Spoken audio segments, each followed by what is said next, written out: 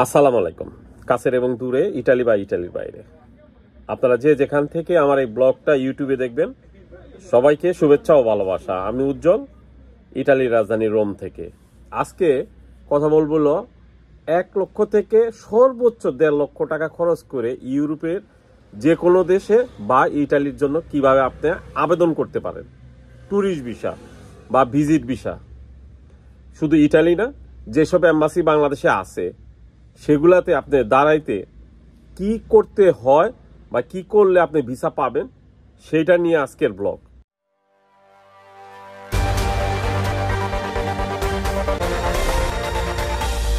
ইটালির ক্ষেত্রে যারা ট্যুরিস্ট ভিসা বা ভিজিট ভিসা আসবেন, আপনারা জানেন যে আপনারে ইটালি থেকে যে কেউ একজন ইনভাইটেশন লেটার, হয় একটা এসআরএল কোম্পানি বা এই জায়গার যাদের কি বলে ব্যবসায়িক লাইসেন্স আছে, তারা আপনার একটা ইনভাইট পাঠাইতে পারে অফিসিয়ালি এখানে ভিজিট করার জন্য, বা ব্যক্তিগত ভিজিটের জন্য ট্যুরিস্ট ভিসা বা ভিজিট ভিসার জন্য আপনার ইনভাইটেশন লেটার দিতে পারে। এবং ইনভাইটেশন লেটারটা সেই দিতে পারে যে এখানে ইটালিতে আপনার বৈধভাবে বসবাস করে, যার বৈধ ডকুমেন্ট সবকিছু আছে।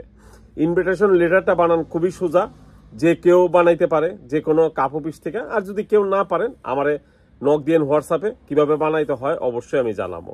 মানে কে বানাই দেয় খুব সুন্দরভাবে অনলাইনে, আমি আপনারে এই পর্যন্ত অনেকেরই বানাই দিছি। আর ইনভাইটেশন যে দিবে, যেমন আমি ইনভাইটেশন দিতেছি কেউরে, তো যদি দেই ওই ইনভিটেশন লেটারের সাথে আমার যত ডকুমেন্ট আছে ইটালির সবগুলা দিতে হবে।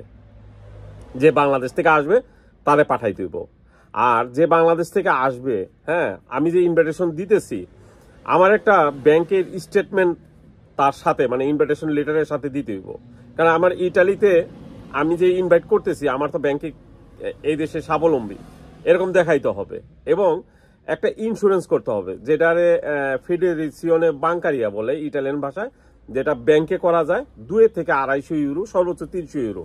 যে আপনার যে লোকটা ইটালিতে আসবে, আসার পরে যেন যদি কোনো সময় পকেট থেকে কোনো কিছু হারানো যায় বা মানিব্যাগ হারানো যায় বা টাকা পয়সা না থাকে, তাহলে চলার জন্য এইটা হলো ইন্স্যুরেন্স। এটা এক বাংলাদেশের আমরা বলি ইন্স্যুরেন্স, সেটা হলো ফেডারেশিওনে বাঙ্কারিয়া। তো এটা 2 থেকে 250 ইউরো খরচ হয়। আবার ইচ্ছা করলে বাংলাদেশে থেকেও আপনি এই ইন্স্যুরেন্সটা করতে পারেন। বা এইটার সাথে আরেকটা জিনিস দিলে সবচেয়ে ভালো হয়, সেটা হলো আসিকুরেশনে।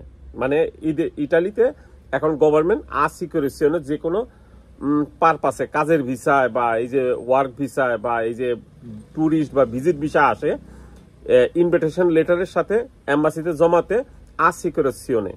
তো এইসব পারপাসের ডকুমেন্টগুলো যদি আপনারা পাঠাই দেয়, ইনভাইটেশন লেটার মনে রাখবেন, ব্যাংক স্টেটমেন্ট, মানে যে আপনার ইনভাইট পাঠাইতেছে তার স্টেটমেন্ট, একটা যে আসবে তার নামে একটা ইন্স্যুরেন্স বা ফেডারেশিওনে বাঙ্কারিয়া, তারপরে হলো তার নামে একটা আসিকুরেশনে।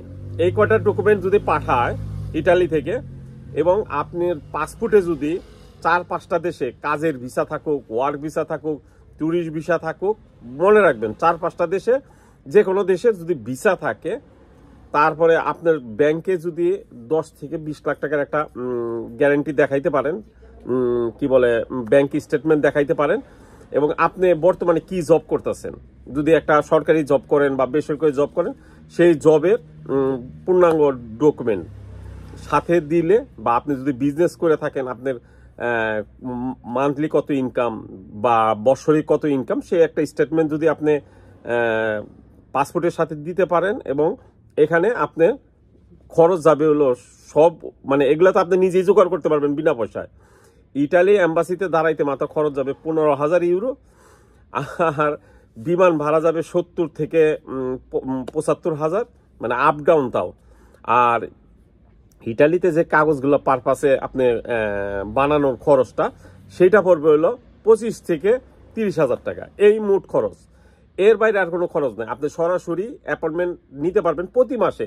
ওয়ার্ক ভিসার কিন্তু অ্যাপয়েন্টমেন্ট নিতে 6 মাস 1 বছর লাগে, আপনারা জানেন, ইমেলের মাধ্যমে। আর ট্যুরিস্ট ভিজিট ভিসার জন্য সরাসরি নেওয়া যায়, 1 মাসের ভিতরে সেই অ্যাপয়েন্টমেন্ট নেওয়া যায়, এবং নিয়ে আপনি সরাসরি সবগুলা কাগজ নিয়ে যদি দাঁড়ান, সঠিকভাবে বলতে পারেন যে আপনি ইটালিতে ঘুরতে আসতেছেন এবং কতদিনের জন্য, সবকিছু যদি আপনার ঠিক থাকে, আপনি ভিসা পাবেন। এবং ভিসা পাচ্ছে এমন না যে ভিসা পায় না, ওয়ার্ক ভিসা পায় না, কিন্তু ইনভাইটেশন লেটার বা এইগুলো সব প্রসেসিং করে অনেকেই ওয়ার্ক ভিসার চেয়ে বেশি ভিজিট ভিসা এবং কি বলে ট্যুরিস্ট ভিসা বাংলাদেশ থেকে ইটালিয়ান এম্বাসি থেকে পাচ্ছে এবং পাবে সামনে আরো। ভালো থাকবেন সবাই, দোয়া করবেন। আসসালামু আলাইকুম।